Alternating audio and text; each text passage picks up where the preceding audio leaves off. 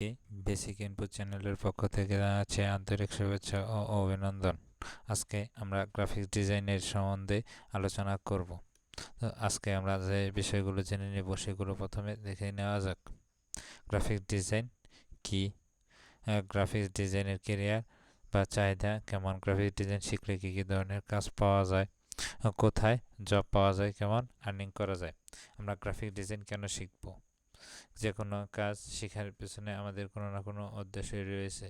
ঠিক তেমনি graphic design শেখার পেছনেও আমাদের একটি নির্দিষ্ট উদ্দেশ্য রয়েছে। আমরা এবার জেনে নেব আমরা কেন গ্রাফিক ডিজাইন শিখব। বর্তমানে এমন কোনো ক্ষেত্রই নেই যেখানে গ্রাফিক ডিজাইন লাগে না।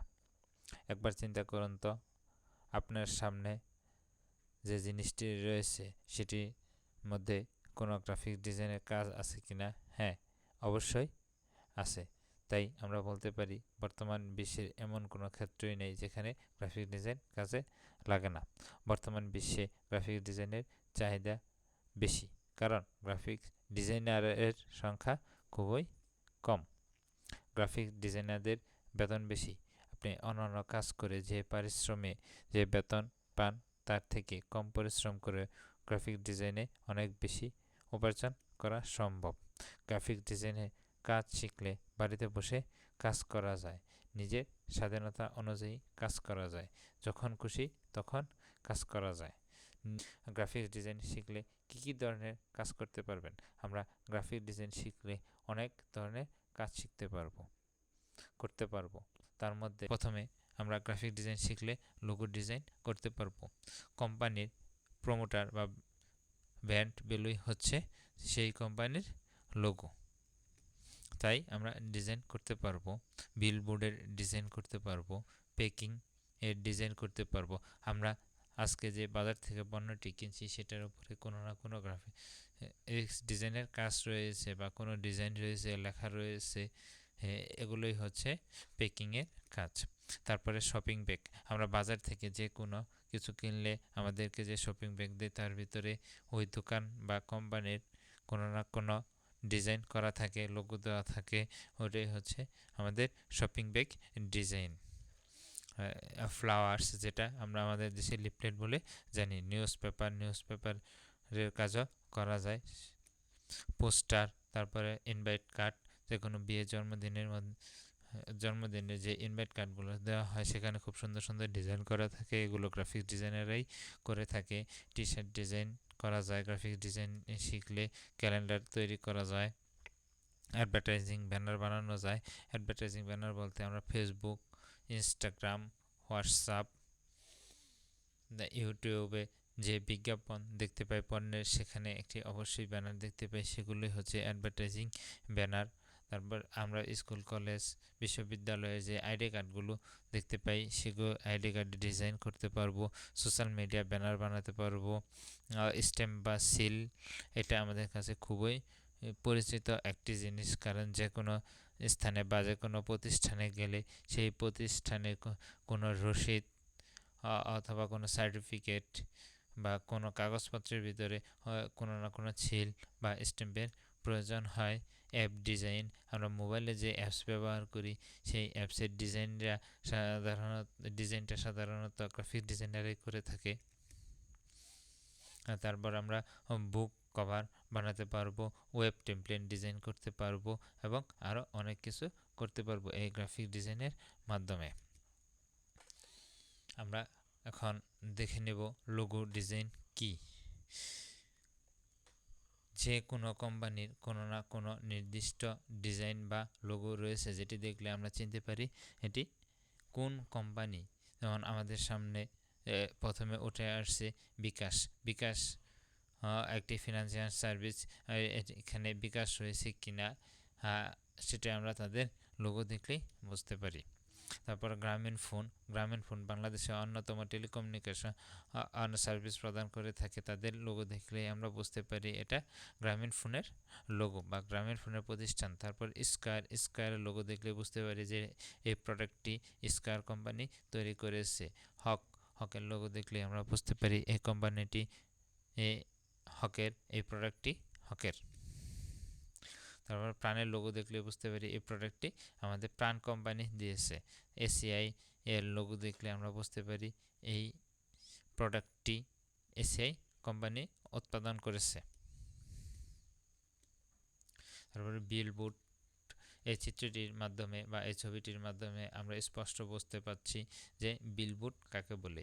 আমরা বিভিন্ন স্থানে ভ্রমণ করতে গেলে দেখব খোলা স্থানে উপরে যে বোর্ড বা কোম্পানির প্রচারণার উদ্দেশ্যে যে ডিজাইন করা থাকে, এটাও গ্রাফিক ডিজাইনাররাই করে থাকে। এগুলো আমরা এখন বর্তমানে বিভিন্ন উঁচু উঁচু বিল্ডিংয়ের উপরে দেখতে পাই। প্যাকিং, আমরা বাজার থেকে যে জিনিসটি কিনে আনছি সেটি প্যাক করা থাকে, প্যাকের উপরে যে ডিজাইন করা থাকে এই ডিজাইনও মূলত গ্রাফিক ডিজাইনাররা করে থাকে। আমরা বাজার থেকে যে কোনো পণ্যই ধরেন এক প্যাকেট বিস্কিটও যদি কিনি, সেটার একটা প্যাকিং করা থাকে, সেই প্যাকিংটা কে করে? গ্রাফিক ডিজাইনাররাই করে। তারপরে শপিং ব্যাগ, বাজারে যে কোনো শপিং মলে গেলে কোনো কিছু ক্রয় করার পর তারা আমাদের সেই জিনিসগুলো সরবরাহ করার জন্য তাদের নির্দিষ্ট প্রতিষ্ঠানের ব্যাগ ব্যবহার করে সেই ব্যাগের উপরে তাদের নির্দিষ্ট প্রতিষ্ঠানের ডিজাইন করা রয়েছে, সেগুলো আমরা বুঝতে পারি তাদের সেই ব্যাগের মাধ্যমে। গ্রাফিক্স ডিজাইন শিখে কোথায় জব পাওয়া যায়? একবার ভাবুন তো, আমরা গ্রাফিক্স ডিজাইন শিখে কোথায় জব পাবো? কি ভেবে পাচ্ছেন না? চলুন আমরা দেখে নিই গ্রাফিক ডিজাইন শিখে কোথায় জব পাওয়া যায়। গ্রাফিক ডিজাইন শিখলে আমরা বিভিন্ন কোম্পানিতে জব পাবো, বিভিন্ন প্রিন্টিং প্রেস বা ডিজাইন প্রতিষ্ঠানে জব পাওয়া যায়, পত্রিকা বা বিজ্ঞাপন প্রতিষ্ঠানে জব পাওয়া যায়, অনলাইন মার্কেট প্লেস থেকে কাজ পাওয়া যায়। গ্রাফিক্স ডিজাইনারদের জন্য 3 ধরনের মার্কেট প্লেস রয়েছে। প্রথমত হলো রিমোট জব, দ্বিতীয়ত হলো কন্টেস্ট, তৃতীয়ত হলো মাইক্রোস্টক। রিমোট জবের মধ্যে রয়েছে Fiverr, Upwork, Freelancer, People Per Hour. Contest এর মধ্যে রয়েছে 99 designs, Design Crowd, Design Hill, Freelancer. মাইক্রোস্টকের মধ্যে রয়েছে ক্রপিপ কভার, Creative Market, Freepik, Shutterstock. Remote job বলতে আমরা কাস্টমারদেরকে জানাবো যে আমরা কী ধরনের কাজ পারি, তারা তাদের কাজের রিকোয়ারমেন্ট দেবে, সেই অনুযায়ী আমরা কাজ করে দেব। আর কন্টেস্ট বলতে আমরা বুঝে থাকি কাস্টমার একটা রিকোয়ারমেন্ট দিয়ে তাদের কী ধরনের কাজ প্রয়োজন একটা পোস্ট করবে, সেই পোস্ট অনুযায়ী আমরা বিভিন্ন ধরনের বিভিন্ন ফ্রিল্যান্সার তাদের কাজ করে বা ডিজাইন করে সেখানে দেব। দেওয়ার পর তাদের মধ্যে থেকে যে ডিজাইনটি তার পছন্দ হবে তিনি সেই গ্রাফিক্স ডিজাইনারের কাছে যোগাযোগ করে সেটি কিনে নেবে। আর মাইক্রো স্টক হচ্ছে আমরা বিভিন্ন ছবি ডিজাইন করে সেখানে আপলোড করব এবং যার প্রয়োজন সেখানে সে নির্দিষ্ট প্রাইসের বিনিময়ে সেখান থেকে ক্রয় করে নেবে। সো আজ এ পর্যন্তই। আজ দেখা হবে আগামী কোনো এক ভিডিওতে। প্রিয় বন্ধুরা, আপনাদেরকে আমি এখন নিয়ে এসেছি ফাইবারে। দেখব ফাইবারে লোগো ডিজাইন বা অন্যান্য ধরনের কাজ করে কেমন আর্ন করা যায়। আমি এখানে কিছু ছেলেদেরকে খুঁজে বের করেছি যাদের প্রত্যেকেরই অনেকগুলো করে রিভিউ রয়েছে। চলুন আমরা এখন একটু হিসাব করে দেখি তারা কেমন আয় করেছে। এখানে যেটা দেখতে পাচ্ছি 330টা অর্ডার তার কাছে এখন আছে।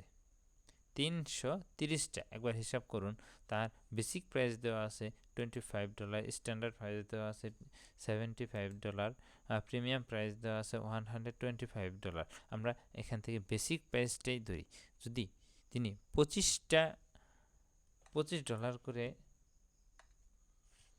প্রত্যেকটা অর্ডার থেকে নেয়, তাহলে তার আয় কত?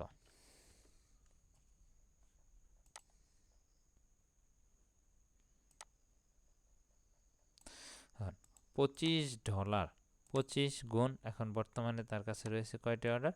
330টা।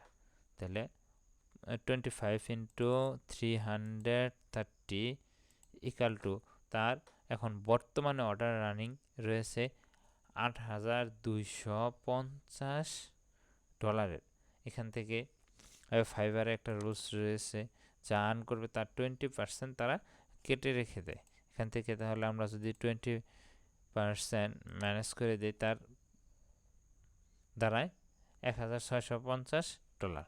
এখন 8,250 থেকে 1,650 বাদ দিলে থাকে 6,600 টাকা।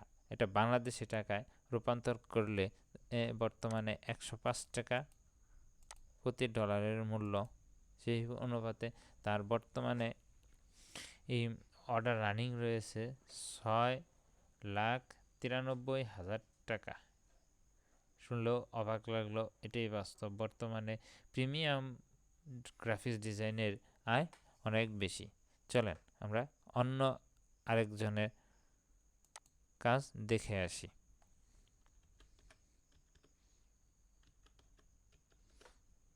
বিলবোর্ড লিখে সার্চ করলাম, দেখি কি আসে। এখানেও অনেকগুলা আসছে। ধরেন আমরা এটার ভিতরে যদি যাই, এনার মিনিমাম প্রাইস হচ্ছে $20। এনার 8টা অর্ডার এই মুহূর্তে রানিং আছে এবং এর 405 স্টার রিভিউ রয়েছে। তাহলে এটা যদি বাংলাদেশি টাকায় হিসাব করি, তাহলে দেখেন কত টাকা ইনি আয় করে। এখানে 400 রিভিউ রয়েছে, তার মানে ইনি কত টাকা আয় করছে। আমি এর উপরেও কাজ করেছে, তো আমি মিনিমাম কাজটাকেই এখানে ধরব। তাহলে 400 কাজ যদি মিনিমাম $20 করে করে থাকে উনি, তাহলে 400 into 20 equal to 8,000 minus 20% into 105, 6,72,000 টাকা ইনি শুধুমাত্র এই বিলবোর্ড তৈরি বাবদ আয় করেছেন। তাহলে পাবেন কি ধরনের আয় তিনি করতে পারেন, বা অনলাইন মার্কেট প্লেস থেকে কি পরিমাণ আয় করা যায়।